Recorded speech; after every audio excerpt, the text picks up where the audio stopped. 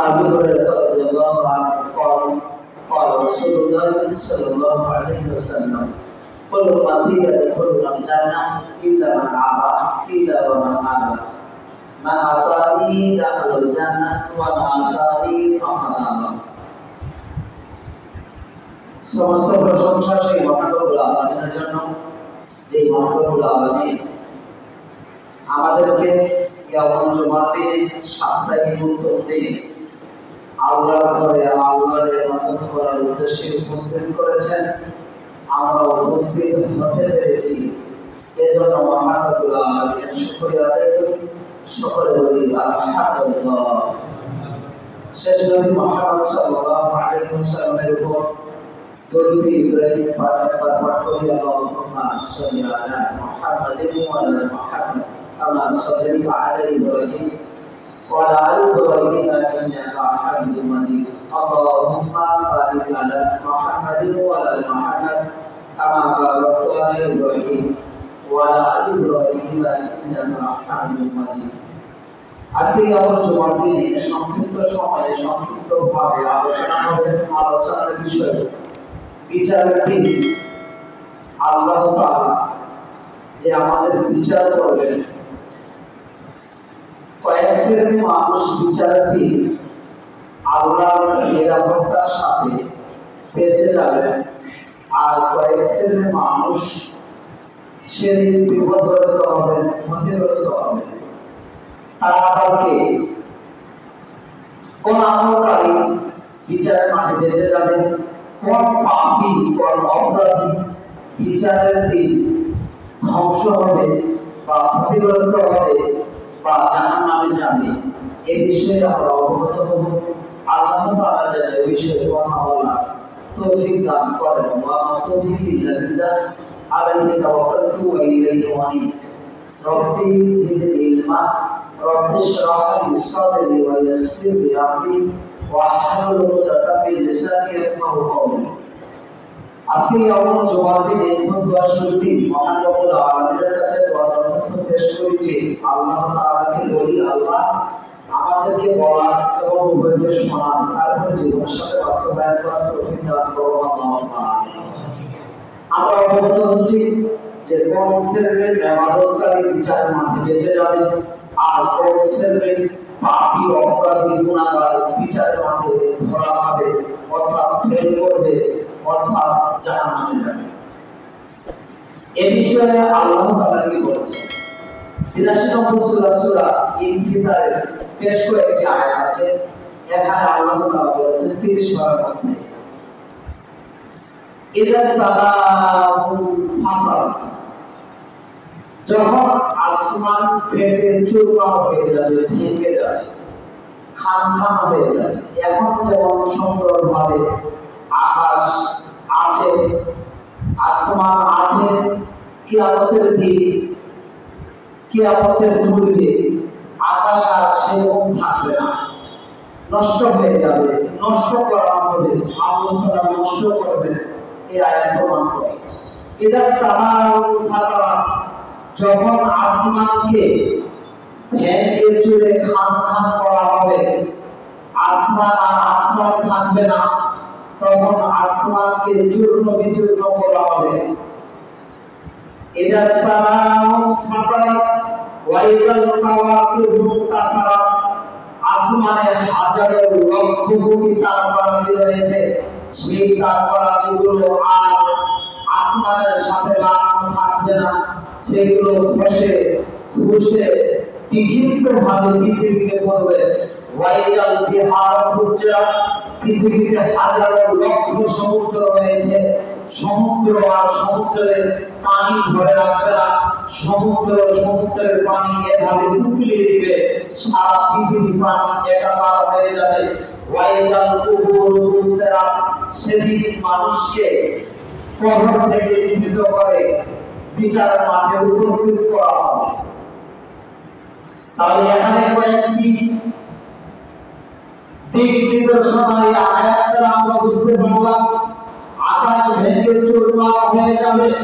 আকাশ এখন বর্তমান যে স্বাভাবিক গতিতে আছে, এই স্বাভাবিক গতিতে আর থাকবে না। আকাশের মধ্যে হাজার লক্ষ তারকারাজি রয়েছে, তারকারাজি আর আকাশে থাকবে না, সেগুলো বিক্ষিপ্ত হয়ে ঝড়ে খসে পৃথিবীর মধ্যে পড়বে। ওয়াইজাল বিহারু ফুজ্জিরাত, এবং পৃথিবীতে হাজার লক্ষ কোটি সমুদ্র, নদ নদী, খাল-বিল রয়েছে, সেখানে এখন বর্তমান তারা পানি ধরে রাখে, সেদিন আর সমুদ্রে পানি ধরে রাখবে না, সমুদ্রের পানি নিজেই ভাবে উতলিয়ে দেবে। আমরা দেখতে পেয়েছি বা বাস্তব উদাহরণে আমরা বলতে পারি, আমাদের যখন মানব ভাত পাকাই তখন আমরা দেখতে পাই নিচে উত্তপ্ত আগুন চাল দিলে যেমন ভাত টকটক করে পানি উতলে পড়ে রেসিপি থেকে, ঠিক অনুরূপ এরকমই উদাহরণে আমি আপনাকে বোঝানোর জন্য বলি যে সমুদ্র আর সমুদ্রের পানি সেদিন আর ধরে রাখবে না। সমুদ্রের পানি আল্লাহর নির্দেশে সমুদ্রের পানি উতলিয়ে দিবে, সারা পৃথিবীর পানি একাকার হয়ে যাবে। ওয়াইজাল কুবুরু বুসিরাত, যেখানে মানুষ মারা গেছে, যেখানে মানুষ যে অবস্থায় তার জীবনকে দাফন করা হয়েছে, তার লাশকে দাফন করা হয়েছে, সেই মানুষকে জীবিত করে বিচারের মাঠে উপস্থিত করা হবে সকল মানুষকে। ইয়া আইয়ুহাল ইনসানু মা গাররাকা বিরাব্বিকাল কারীম আলিমাত নাফসুম মা কাদ্দামাত ওয়া আখারাত, তোমরা আগে যে আমল পাঠিয়েছো আর পরে যা কিছু রেখে গেছো সবকিছু তোমরা অবশ্যই তোমরা জানতে পারবে। আল্লাহ আমরা অবগত, আমরা জানি কে কতটুকু আমল করেছি এবং মারা যাওয়ার পূর্বে কি কি রেখে গেলাম এটা আমরা জানি, এটাই আল্লাহ তাআলা বলেন। ইয়া আইয়ুহাল ইনসানু মা গাররাকা বিরাব্বিকাল কারীম, হে মানুষ সকল, তোমাদেরকে কিসে বাধা দিবে, তোমাদের প্রতিপালকের তোমাদের ধোঁকা ফোটানো নাই, এবারে থেকে তোমরা দূরে থাকবে। আল্লাযী খালাকাকা ফাসাওয়াকা ফাআদালা ফি আইয়ি সূরাতিন মা শাআ রাক্কাবা, আল্লাহ তাআলা তোমাদেরকে সুকাঠামো সুন্দর আকৃতি দিয়ে সৃষ্টি করেছে এবং তোমাদেরকে তাৎপর্যপূর্ণ করেছে, এবং আল্লাহ নিজের ইচ্ছা অনুযায়ী গতি অনুযায়ী তিনি মানুষকে সৃষ্টি করেছেন। কার কাছে হেল্প নেই, কার কাছে পরামর্শ নেই, আল্লাহর ইচ্ছা অনুযায়ী মানুষকে সুন্দর কাঠামোতে সুন্দর আকৃতিতে সৃষ্টি করেছে, এবং আল্লাহ আমি আমার ইচ্ছা অনুযায়ী সেটা করেছি। এবং মানুষকে সৃষ্টি করতে গিয়ে কোথায় নাক দিতে হবে, কোথায় তাল দিতে হবে, কোথায় কান দিতে হবে, কোথায় চোখ দিতে হবে, কোথায় দাঁত দিতে হবে, কোথায় চোখ দিতে হবে, কোথায় হাত দিতে হবে, কোথায় বুক দিতে হবে, কোথায় বক্ষদেশ দিতে হবে, কোথায় পিঠ দিতে হবে, কোথায় হাড় দিতে হবে, সেটা আমি আল্লাহ তাআলা জানি। আমি আল্লাহ তাআলা উত্তম সৃষ্টিকারী, আমি আমার ইচ্ছা অনুযায়ী মানুষকে সৃষ্টি করেছি। আল্লাহ তাআলার ইচ্ছা অনুযায়ী আল্লাহ তাআলা আমাদেরকে সৃষ্টি করেছেন অতীব সুন্দর কাঠামোতে, অতীব সুন্দর ভাবে আমাদেরকে সৃষ্টি করেছেন। আল্লাহ তাআলা জীবনা বৃদ্ধি, আল্লাহ তাআলা বলে তোমরা কি সেই দিনের কথা ভুলে গেছো, তোমরা কি সেই দিন বিচারের দিন অর্থাৎ পরকালকে যাদেরকে আমি শাস্তি দিব, যাদেরকে আমি পুরস্কার প্রদান করব, সেই দিনের কথাকে তোমরা কি মিথ্যা সাব্যস্ত করেছো, সেই দিনের কথাকে তোমরা কি মিথ্যা অস্বীকার করেছো? এটা তোমরা মিথ্যা অস্বীকার করো না। আল্লাহ তাআলা বলেন অবশ্যই পরকালে তোমাদেরকে দুইটা মান রয়েছে, ইবাদতকারীর জন্য পুরস্কার আর কাফিরদের জন্য শাস্তি। দুইটা ফলাফল তোমরা পাবে, সেটা তোমাদের কর্মের কারণে, তোমাদের কর্মের কারণে সেটা তোমরা পাবে। কামাল কুদাই যে যেমন কর্ম করবে তেমন ফল পাবে। আমি আমাদের করিনি, আল্লাহ আমাদের জয়পুর জান্নাতে দিবেন এমনটা নয়। আমি আমাদের করেছি, আল্লাহ আমাদের জয়পুর জাহান্নামে দিবে এমনটা নয়।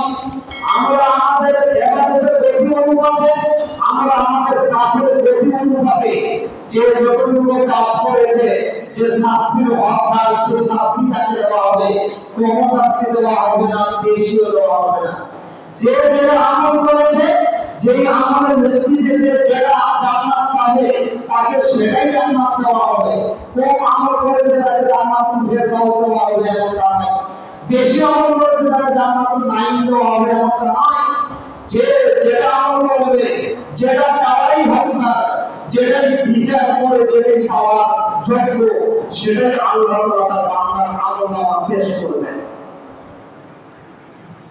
সেটা হবে আমার গুণাগুণে মানুষের কর্মের উপরে যে যেটা কর্ম করেছে।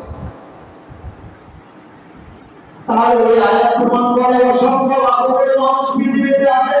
আল্লাহ মানবতার জীবনাদি দিন পরকাল দিবসে আমাদের উত্থান করবে, বিচার দিনে আমাদের বিচার হবে, হিসাব নিকাশ হবে, তারপরে জান্নাত জাহান্নাম হবে।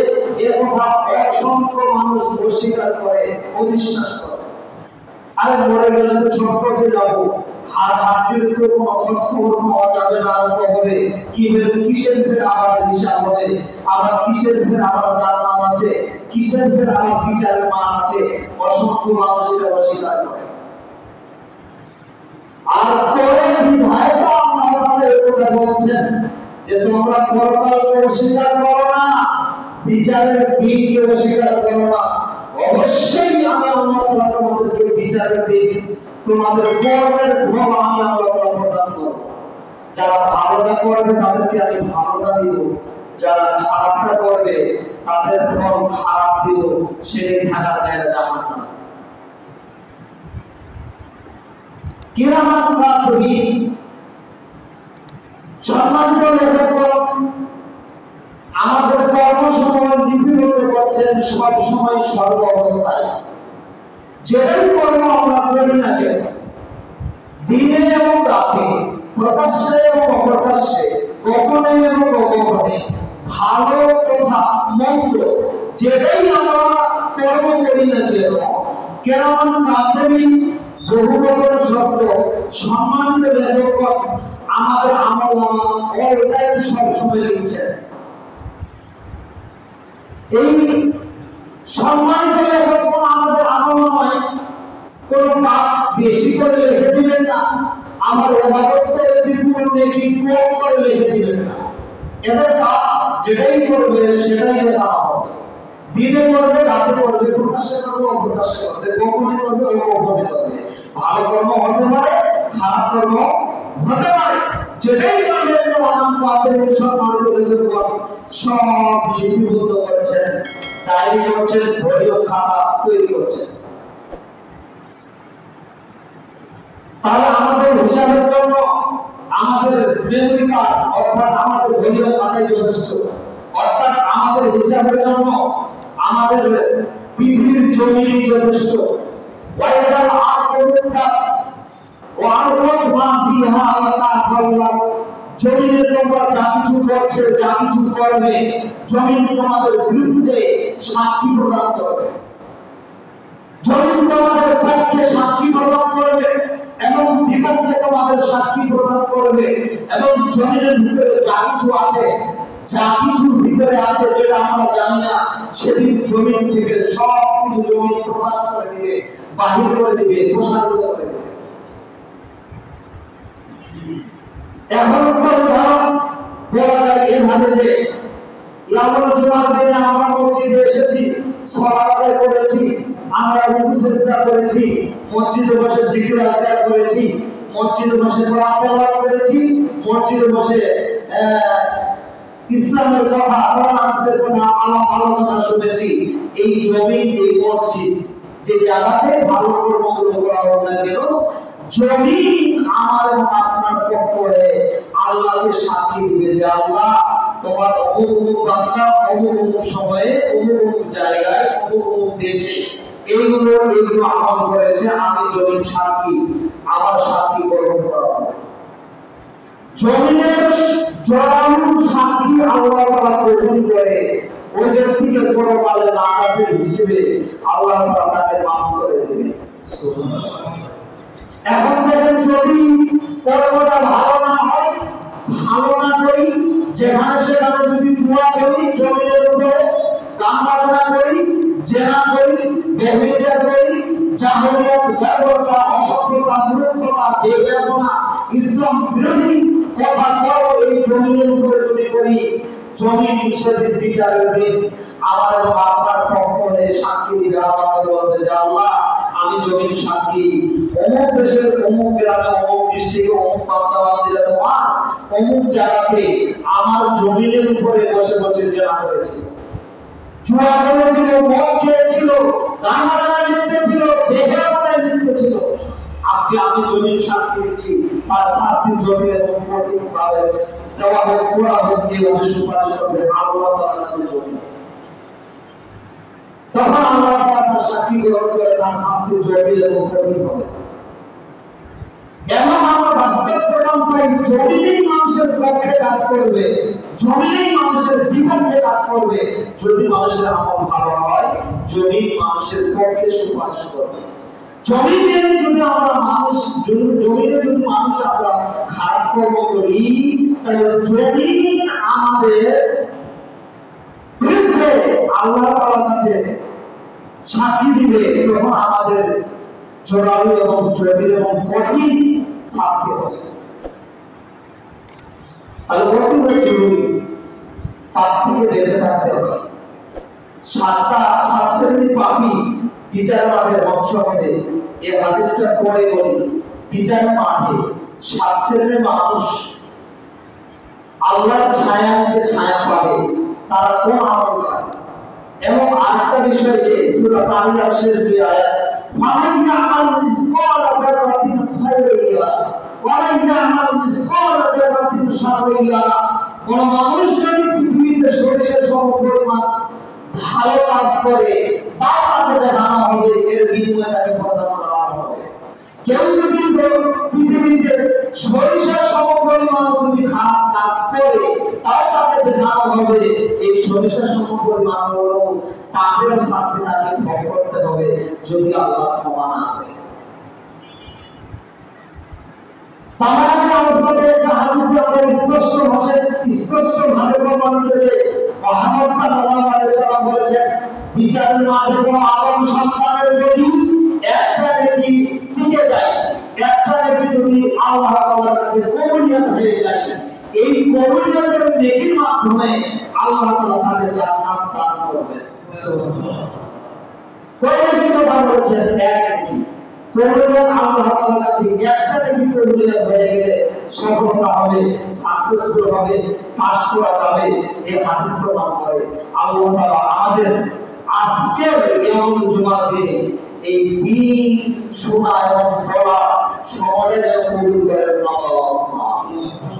এই সময়টা কবুল হয়ে গেলে সাকসেসফুল। মুহাম্মদ সাল্লাল্লাহু আলাইহি ওয়াসাল্লাম বলেছেন যে কোথাও কোন জায়গায় যদি তোমরা কোরআন হাদিসের আলোচনা করো এবং মনোযোগ সহকারে যদি সেখানে শ্রবণ করো, কিছু সময়ের কথা মুহাম্মদ সাল্লাল্লাহু আলাইহি ওয়াসাল্লাম বলেছেন, খায়রুন মিনাদ দুনিয়া ওয়া মা ফিহা।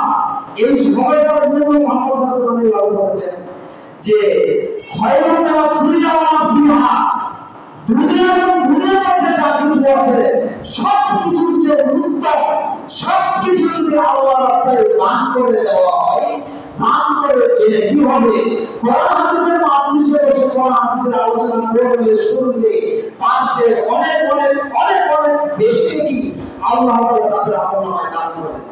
সুবহানাল্লাহ। তাহলে আমাদের দিন ধর্মের আলোচনা শুনতে হবে এবং করতে হবে যতদূর সম্ভব। যে যেখানে যেভাবে শুনতে পারে, যে যেখানে যেভাবে দিন প্রচার করতে পারে, একটি কথা জানা থাকলে তা মানুষের কাছে প্রচার প্রসার করতেই হবে, যে কোনো মূল্যে করতেই হবে। বিচারের মাঠে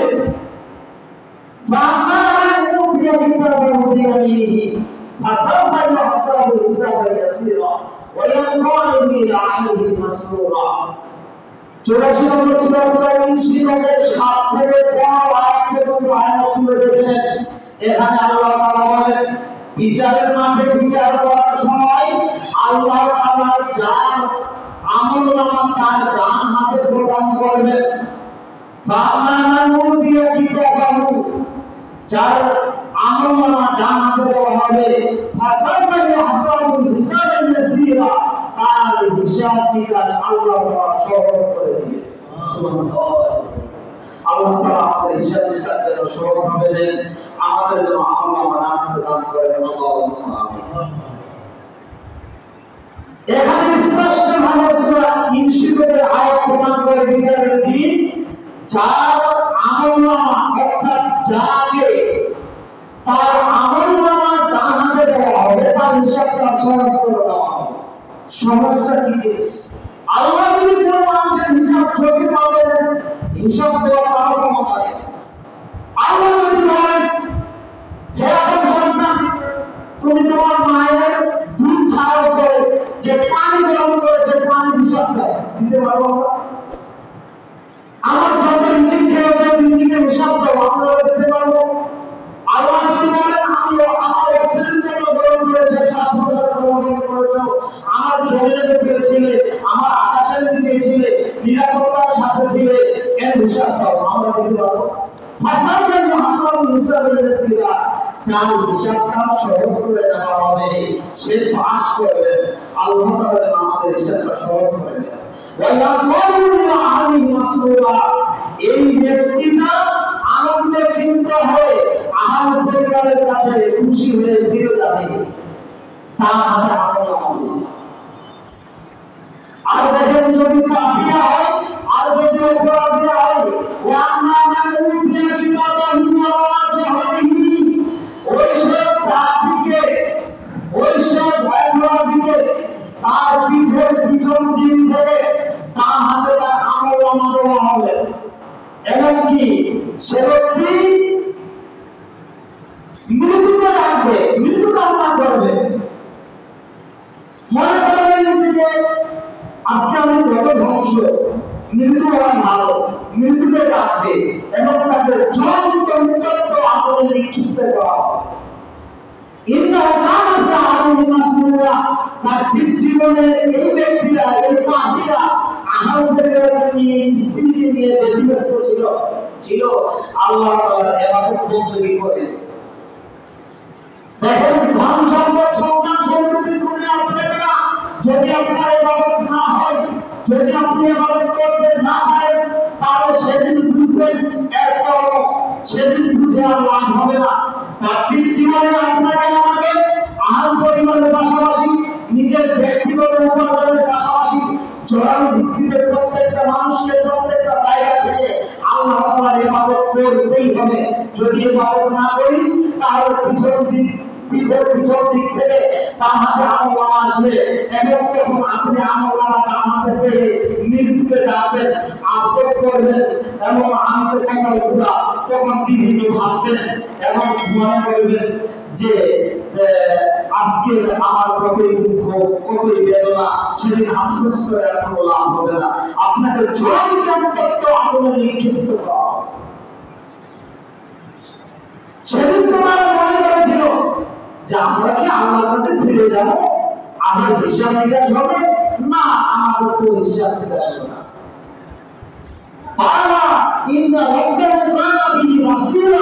আল্লাহ বলেন অবশ্যই তোমাদেরকে আমার কাছে ফিরে আসতে হবে, তোমরা আমার কাছে ফিরে আসবে।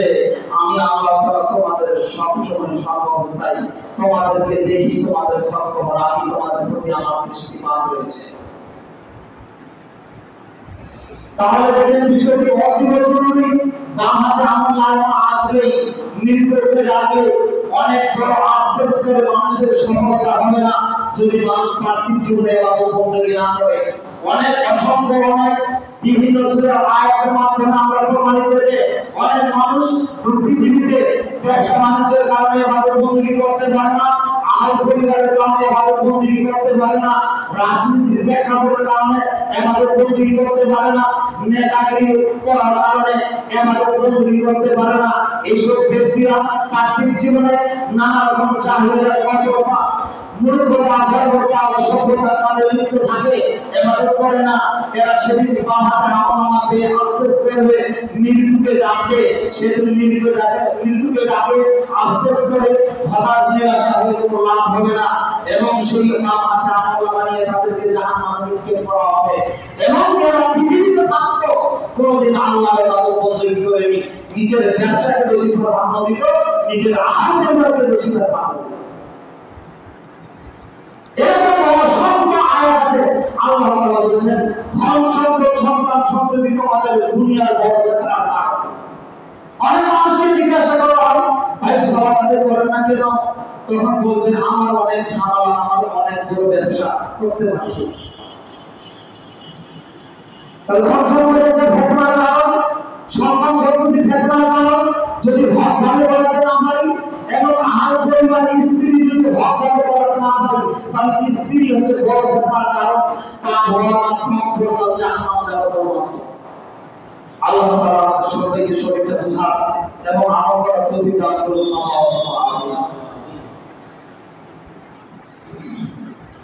আলহামদুলিল্লাহি ওয়াহদা ওয়াসসালাতু ওয়াসসালামু আলা মান লা নাবিয়্যা বা'দা।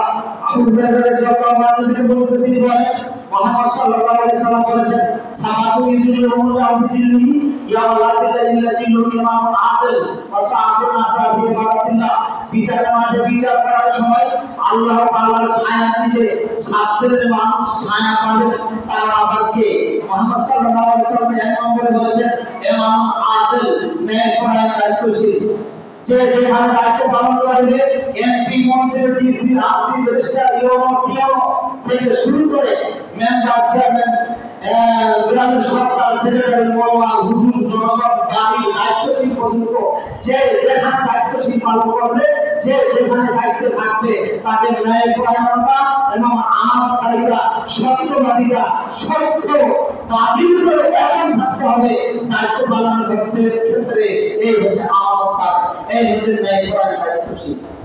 এই ন্যায়পরায়ণ দায়িত্বশীলই বিচারের মাঠে আল্লাহ বিচার করার সময় আল্লাহর ছায়ার নিচে আল্লাহ তাআলা ছায়া দান করবেন। সুবহানাল্লাহ। ন্যায়পরায়ণ দায়িত্বশীল আমাদের আছে। রাজনীতির প্রেক্ষাপট না হবে, রাজনীতির প্রেক্ষাপট ন্যায় দায়িত্বশীল ব্যক্তিরা যে যেখানে আছে সে সেখানে টাকা পয়সা লুটপাট করে আত্মসাৎ করে তারা খাচ্ছে, এবং ওদের পুরো ফাঁস হয়ে যাচ্ছে যে এত কোটি টাকা তাদের বাড়িতে পাওয়া গেছে, এত কোটি টাকা বিদেশে বাজার করেছে, এত কোটি টাকা বিদেশে একটা বাড়ি বানিয়েছে। এরা কি জান্নাতে যাবে না জাহান্নামে যাবে? মুহাম্মদ সাল্লাল্লাহু আলাইহি ওয়াসাল্লাম বলেন, ন্যায়পরায়ণ দায়িত্বশীল হতে হবে, হুজুরকেও ন্যায়পরায়ণ দায়িত্বশীল হতে হবে, হুজুরকেও অবশ্যই হক কথা বলতে হবে, হুজুরকেও অবশ্যই সৎ কাজের আদেশ দিতে হবে। মানুষকে ভালো লাগলেও মানুষকে ভালো না লাগলেও হক কথা কোরআন হাদিসের কথা বলতেই হবে, যে কোনো মূল্যে। এবং মানুষকে অসৎ কাজ থেকে নিষেধ করতেই হবে, যে কোনো মূল্যে। হুজুর বলবে, ইমামতের দায়িত্ব দেয়, মানুষকে ভালো লাগলেও মানুষকে খারাপ লাগলেও প্রয়োজনে ইমাম দিকেও তাকে সৎ কাজের আদেশ, অসৎ কাজের নিষেধ, হক পরায়ণ দায়িত্ব পালন করতে গেলে হুজুরকে বলতে হবে। হুজুর যদি মনে করে শিরকের কথা বলবো, বিদআতের কথা বলবো, মুসলিমের পক্ষে বিপক্ষে কথা বলবো, কালকে যদি আমার চাকরিটা চলে যায়, তাহলে এই হুজুরের বিচারের দিন আল্লাহর ছায়া নিচে ছায়া পাওয়ার সুযোগ জুটবে না। বলতে হবে তাকে যে কোনো মূল্যে, হুজুরকে বলতে হবে শিরকের বিরুদ্ধে, বিদআতের বিরুদ্ধে, হারামের বিরুদ্ধে, ন্যায়ের পক্ষে, অন্যায়ের বিরুদ্ধে, ন্যায়পরায়ণ দায়িত্ব পালন করতে গিয়ে তাকে দায়িত্ব কথা বলতেই হবে, বলতে দায়িত্ব যেতে তাতে যাবে। এই যাওয়াটাই আপনার পরকালে নাজাত ওসিলা হবে। এবারে মুহাম্মদ সাল্লাল্লাহু আলাইহি ওয়াসাল্লাম বলেছেন, যেমন আদিল, যে যেখানে দায়িত্ব পালন করবে ন্যায়পরায়ণ দায়িত্বশীল হতে হবে। আপনার কথা আপনার 3 ছেলে, 3 মেয়ে, 6 জন, আপনি পিতা হয়ে সরকারে করে স্ত্রী করে না, আপনি আহার পরিবার করে না, আপনার ছেলেমেয়েগুলো করে না, আপনি আপনার বাড়িতে পিতা হিসেবে, অভিভাবক হিসেবে, গার্জিয়ান হিসেবে কি দায়িত্ব পালন করবেন? মানুষ সাল্লাল্লাহু আলাইহি ওয়াসাল্লাম আপনাকে তুলেছে, আপনি বাড়িতে এমন অভিভাবক দায়িত্ব পালন করবেন, ছেলেমেয়ের বয়স 10 বছর পার হয়ে গেছে, সালাত আদায় করে না, আপনি আপনি পিতা আছেন, ছেলেকে পিটিয়ে সালাত আদায় করতে বাধ্য করাবেন। আমি বলি মুহাম্মদ সাল্লাল্লাহু আলাইহি ওয়াসাল্লাম বলেছেন, এর নাম তাই। আপনার পিতার বয়স 45-35, আপনি পিতার সালাত আদায় করেন না, আপনার পিতাকে পিটাবে কে? মুহাম্মদ সাল্লাল্লাহু আলাইহি ওয়াসাল্লাম বলেছেন, পিতা এবং গার্জিয়ানের দায়িত্ব হচ্ছে ছেলেদের 10 বছর বয়সে উপনীত হবে, ছেলেকে সালাত আদায়ের জন্য বলবে, সালাত আদায় করবে না, পিতা ছেলেকে পিটিয়ে সালাত আদায় করতে বাধ্য করবে। এটা আমি বলিনি, মুহাম্মদ সাল্লাল্লাহু আলাইহি ওয়াসাল্লাম পিতাকে, অভিভাবককে এটা আদেশ করেছেন। এখন পিতাকে দায়িত্ব, পিতা সালাত আদায় করে না, পিতাকে পিটাবে কে? আপনি বলুন, দায়িত্ব কে? আর জীবনের সাথে বাঁচতে অনেক পিতা দেখবেন হজ করে আসছে, উমরা করে আসছে, দান করে, সাদাকা করে, 5 ওয়াক্ত সালাত আদায় করে, নিজের স্ত্রী আবার ভ্রমণ করে বের করে দাঁড়িয়ে রাস্তাঘাটে চলে। নিজের তিনটা ছেলে একটা ছেলে সালাত আদায় করে না, একটা ছেলে নিজের না চিকিৎসা করে না, মদ খায়, জুয়া খেলে, গাঁজা খায়, ইত্যাদি ইত্যাদি জাহিলের কাজের সাথে লিপ্ত, কর্মীরা কর্মীর সাথে লিপ্ত। আপনার 3টা মেয়ে আছে, 3টা ছেলের সাথে ভালোবাসা করছে, আমি এবং আপনি পিতা হিসেবে, গার্জিয়ান হিসেবে দায়িত্ব পালন করছি। মুহাম্মদ সাল্লাল্লাহু আলাইহি ওয়াসাল্লাম বলেন, ইমামুল আদল যে যেখানে থাকবে ন্যায় পরায়ণতার দায়িত্ব পালন করবে। যদি দায়িত্ব পালন করে, বিচারের দিন আল্লাহর ছায়ার নিচে আল্লাহ তাআলা ছায়া দান করবেন। সুবহানাল্লাহ।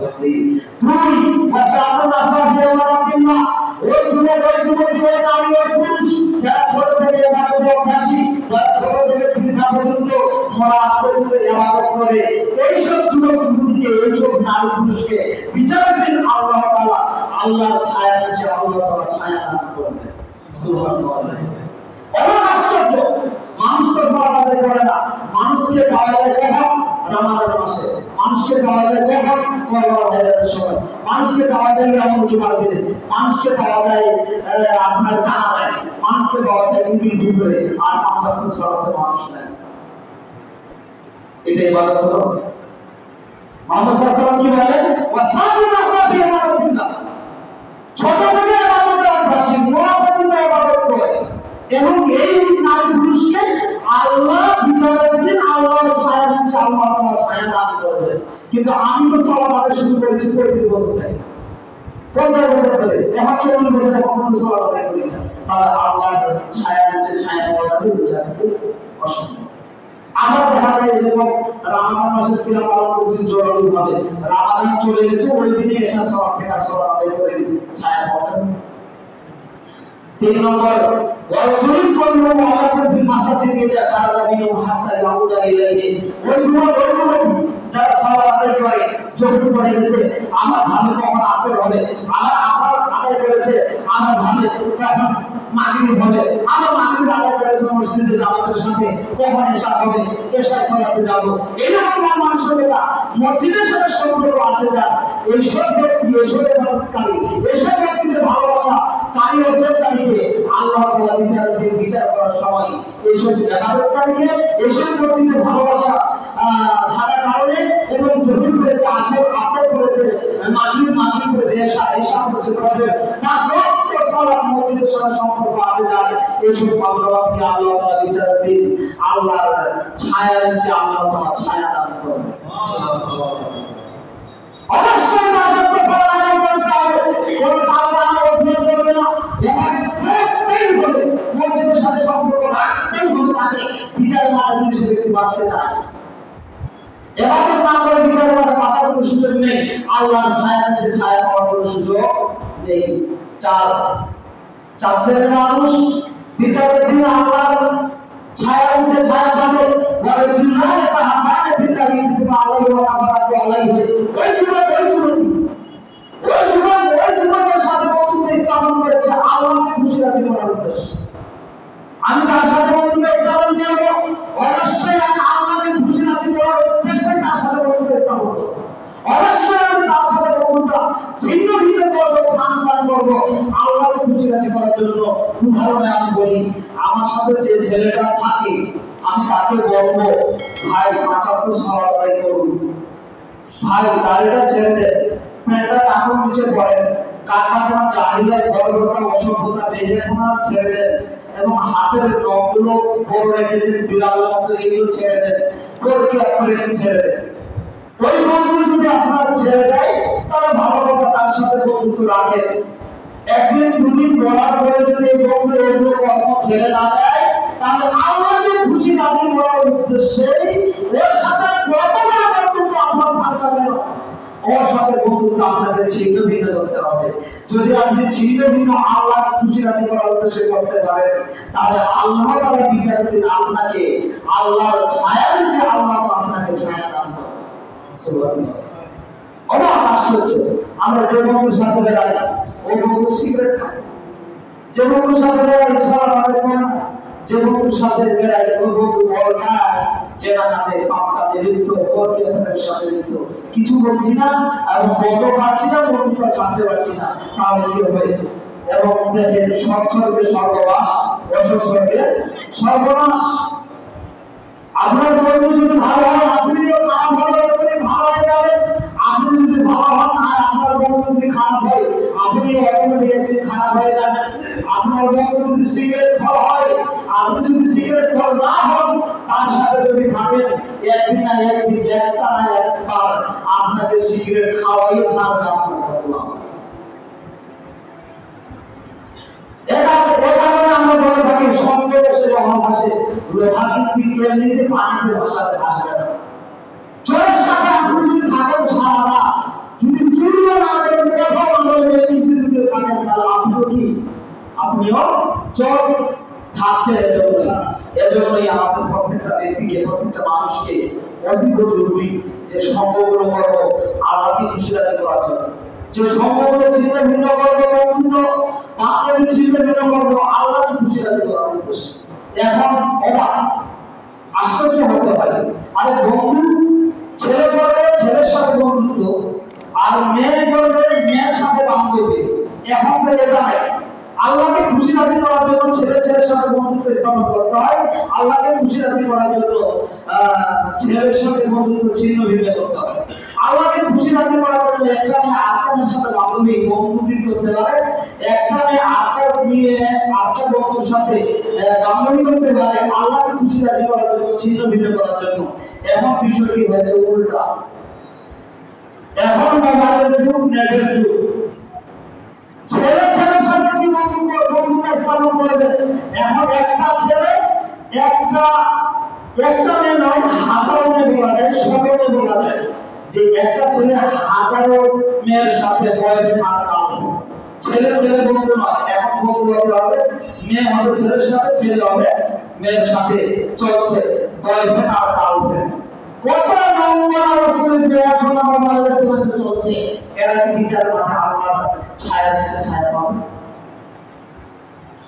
আপনি মোবাইলে কল করেন ওই ছেলের নাকি 2000 ফ্যান রয়েছে আমার নাকি সম্মান ওই ছেলের 200 নাকি ফ্যান রয়েছে সব নাম তার নাই মোবাইল খুললে মিনিটে তাদের ব্যবহার দেখা যাচ্ছে অপরাধ দেখা যাচ্ছে আর ওই বন্ধুকে নানান ধরনের জেনার গল্প রসিকতা নাকি ঠাট্টা জেনার গল্প মোবাইলে এসএমএস লিখে লিখে পাঠাচ্ছে আর এইসব নারীগুলো বিচার করার সময় আল্লাহ আরশের নিচে ছায়া পাবে মুহাম্মদ সাল্লাল্লাহু আলাইহি ওয়াসাল্লাম বলেছেন ওয়ারজুলান আ'মাল বিগাইরিহিমা আলাইহি আল্লাহর খুশিতে করার উদ্দেশ্যে একজন পুরুষ আরেকজন পুরুষের সাথে বন্ধুত্ব স্থাপন করবে একটা পুরুষ আরেকজন পুরুষের সাথে বন্ধুত্ব স্থাপন করবে আল্লাহ তাআলাকে খুশি করার জন্য না আমাদের বন্ধুত্ব ছিন্ন ভিন্ন করবে একটা মেয়ে আরেকজনের সাথে বান্ধবী স্থাপন করবে আল্লাহকে খুশি করার জন্য আল্লাহকে খুশি করার জন্য এখানে আপনাদের সাথে সম্পর্ক ছিন্ন ভিন্ন করবে এই ছিন্ন ভিন্ন সম্পর্কটা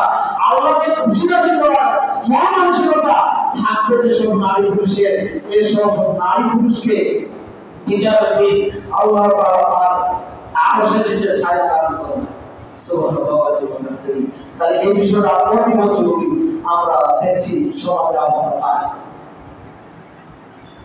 এরপর দেখেন 5 নম্বর মুহাম্মদ সাল্লাল্লাহু আলাইহি ওয়াসাল্লাম বলেন ওয়ারজুলুন জাকারাল্লাহু খায়রান ফাফাদা আইয়ুহু ওই যুবতী নির্জনায় একাই যারা আল্লাহর ভয়ে কান্নাকাটি করে, দু চোখ দিয়ে পানি ঝরঝর করে প্রবাহিত করে, নিশি রাতে উঠে, গভীর রাতে উঠে আল্লাহর ভয়ে কান্নাকাটি করতে পারে।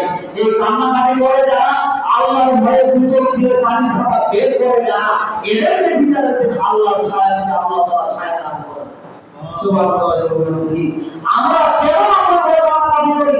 কত রাত চলে যাচ্ছে আমাদের বেহেরাতে, কত রাত চলে যাচ্ছে আমাদের জুয়া খেলাতে, কত রাত চলে যাচ্ছে আমাদের আন্তর্জাতিক ক্রিকেট, ফুটবল, কাবাডি, বক্সিং ইত্যাদি খেলাতে।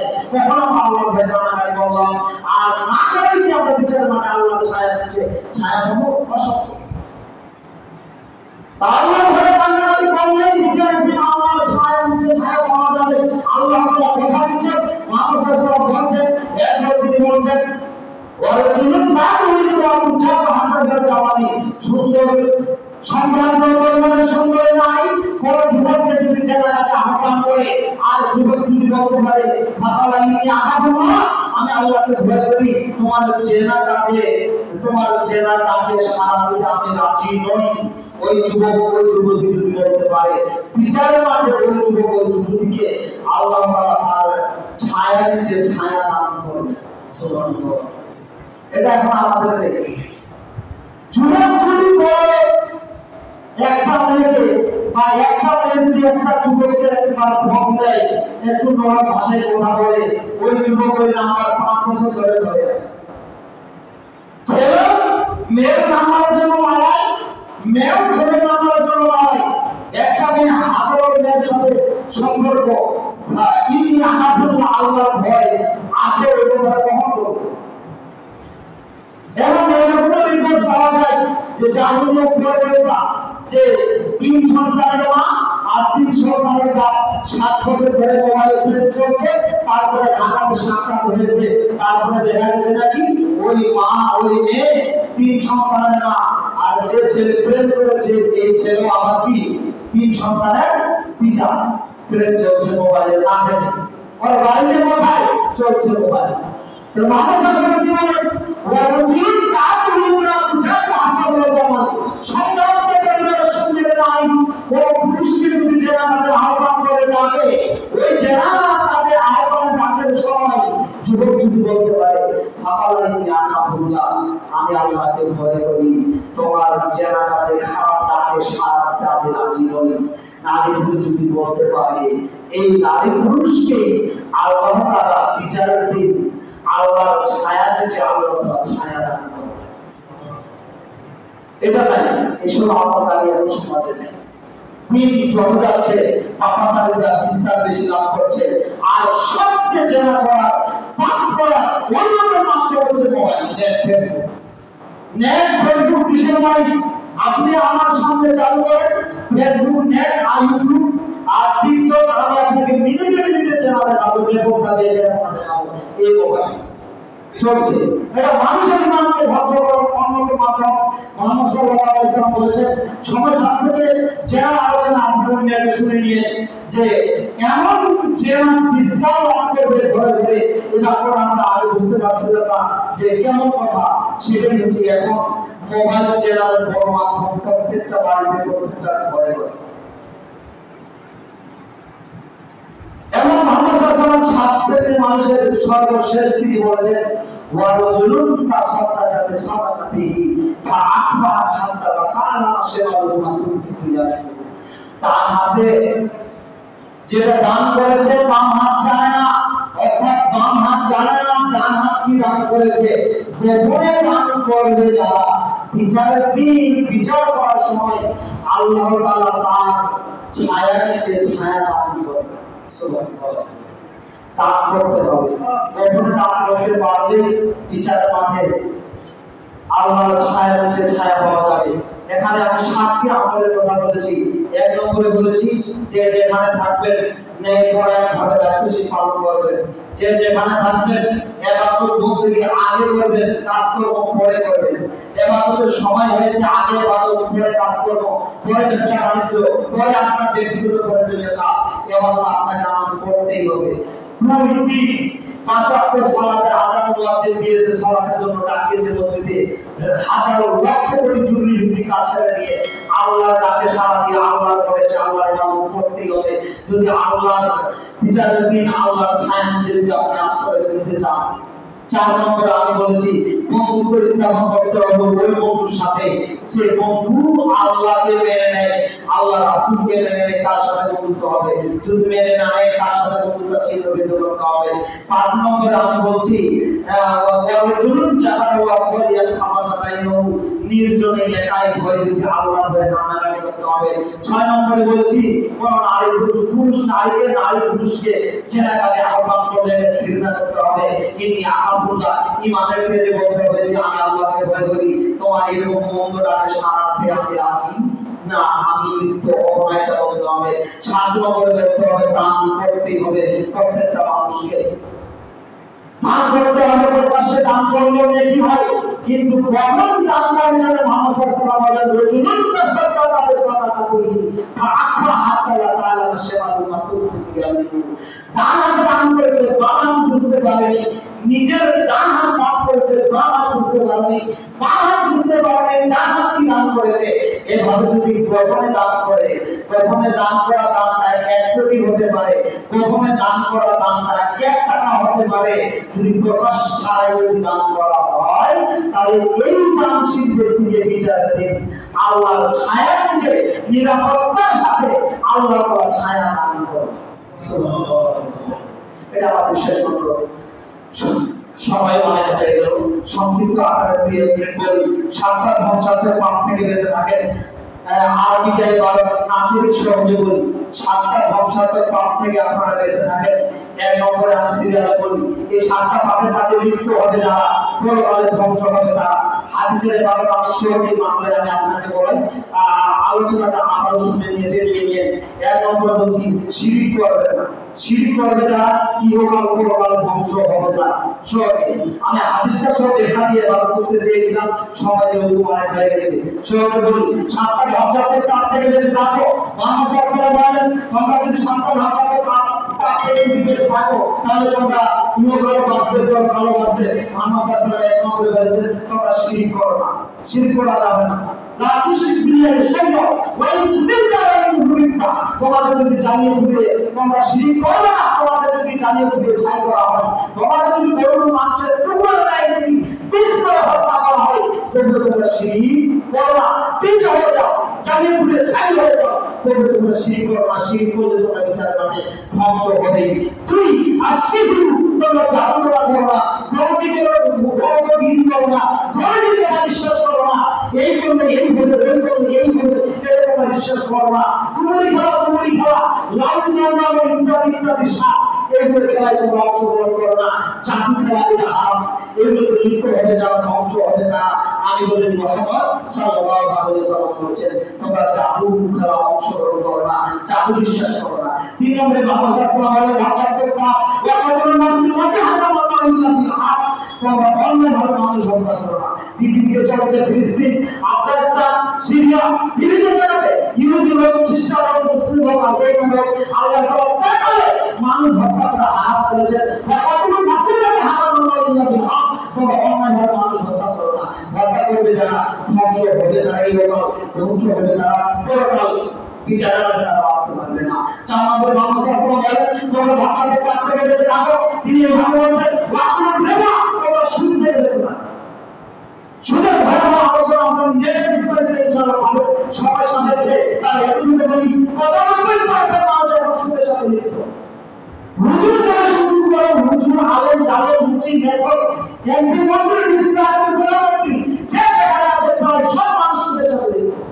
মুহাম্মদ সাল্লাল্লাহু আলাইহি ওয়াসাল্লাম বলেন ধ্বংসের পাপ থেকে তোমরা বেঁচে থাকো। তার এই 4 নম্বরে ধ্বংসের পাপ হচ্ছে ওয়াকুলুর রিবা, তোমরা সুদ খেও না, সুদে আদায় করে লিপ্ত হও না, সুদের চাকরি করো না, করলে তোমরা ধ্বংস হয়ে পারি হোক ধ্বংস হয়ে পারে পরকাল সফলতা লাভ করতে পারবে না। 5 নম্বরে মুহাম্মদ সাল্লাল্লাহু আলাইহি ওয়াসাল্লাম পাপের কথা বলেছেন ওয়াকুলুল মা'রুফি, এতিমদের সম্পর্ক তোমরা বন্ধন করো না। আপনি বলেন ভাই আপনার বাবা মারা গেছে, সব সম্পর্ক আপনার ভাইয়ের কাছে আছে, এমন দুইটা ছোট ভাই, দুইটা ছোট বোন আছে, এখন পর্যন্ত আপনার এতিম, আপনার ভাইরা এতিম, সব সম্পর্ক আপনি ধরে আছেন। এখন আপনার বাবা মা 10 বছর বয়স, আপনি এখন তাহাজ্জুদ করছেন, ভক্ত এসেছেন, সফলতা লাভ করতে পারবেন না। আপনি ভক্ত হবেই হবেন। মুহাম্মদ সাল্লাল্লাহু আলাইহি ওয়াসাল্লাম বলেন এই এতিমদের মাল ভক্ষণ করা যাবে না। 6 নম্বরে মুহাম্মদ সাল্লাল্লাহু আলাইহি ওয়াসাল্লাম বলেন যুদ্ধ ময়দানে ইসলামের পক্ষ থেকে যুদ্ধ করতে গিয়েছেন, সব মানুষ যদি সেখানে শহীদ হয়, সেখানে থাকতে হবে। যুদ্ধ ময়দান থেকে পালিয়ে আসা যাবে না, পালিয়ে আসলে যারা ধ্বংস হবে না। আর 7 নম্বরে মুহাম্মদ সাল্লাল্লাহু আলাইহি ওয়াসাল্লাম বলেছেন ওয়া আসবিল মুহসিনাতিল মুমিনাতিল ওয়াফিলা, সতী শান্তি ধার্মিক পরিষ্কার নারীকে মিথ্যা অপবাদ দেওয়া, জেনার অপবাদ দেওয়া, খারাপ অপবাদ দেওয়া, আসলে নারীটা খারাপ নয়, আসলে নারীটা ভালো। আমি বললাম নারীটা জেনাকার, আপনি বললেন নারীটা জেনাকার, নারীটা খারাপ, বলতো নারীটা খারাপ নয়। মুহাম্মদ সাল্লাল্লাহু আলাইহি ওয়াসাল্লাম বলেন যা সতী শান্তি ভালো নারীকে মিথ্যা অপবাদ দিবে, জেনার অপবাদ দিবে, এরা ইহকাল ধ্বংস হবে, পরকাল ধ্বংস হবে। এই 7টা পাপ থেকে বেঁচে থাকেন, ইনশাআল্লাহ সফলতা হবে। আর আগে বংশরূপে যেটা বললাম 7টা আমল করেন, তাহলে বিচারে পাকে বেঁচে যাবেন। সমস্যা থাকে কি আমাদের বিষয়ে আরো আলোচনা নেটে আসবে, আপনারা তার বিষয়ে বিভিন্ন আলোচনায় শুনে নিয়ে জীবনের সাথে বাস্তবায়ন করবেন। আল্লাহ তাআলা জীবনের সাথে বাস্তবায়ন করার তৌফিক দান করুন। আল্লাহুম্মা আমিন। আল্লাহ আমরা অবশ্যই মানুষ ভুলের মধ্যে, পাপের মধ্যে অনেক ভুল, অনেক পাপ আমাদের আছে।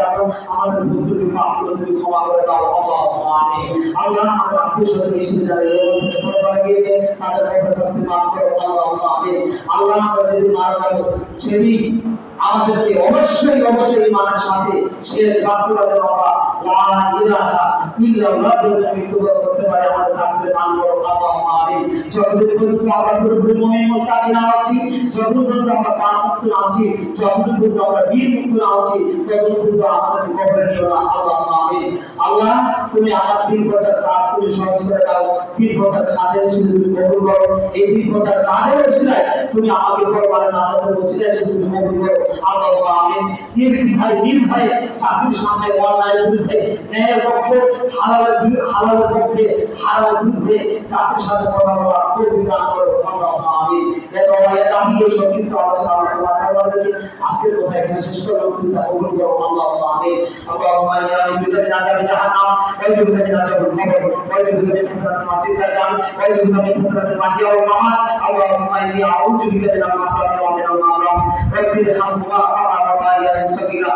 ربنا ظلمنا انفسنا وان لم تغفر لنا وترحمنا لنكونن من الخاسرين. এই সংক্ষিপ্ত আলোচনা তোমাদের রেখে আমরা আজকের কথা এখানে শেষ করলাম, তুমি তা কবুল করো। আল্লাহুম্মা আমিন। সুবহানাল্লাহুম্মা ওয়া বিহামদিকা আশহাদু আল্লা ইলাহা ইল্লা আনতা আস্তাগফিরুকা ওয়া আতুবু ইলাইক। আসসালামু আলাইকুম ওয়া রাহমাতুল্লাহি ওয়া বারাকাতুহু।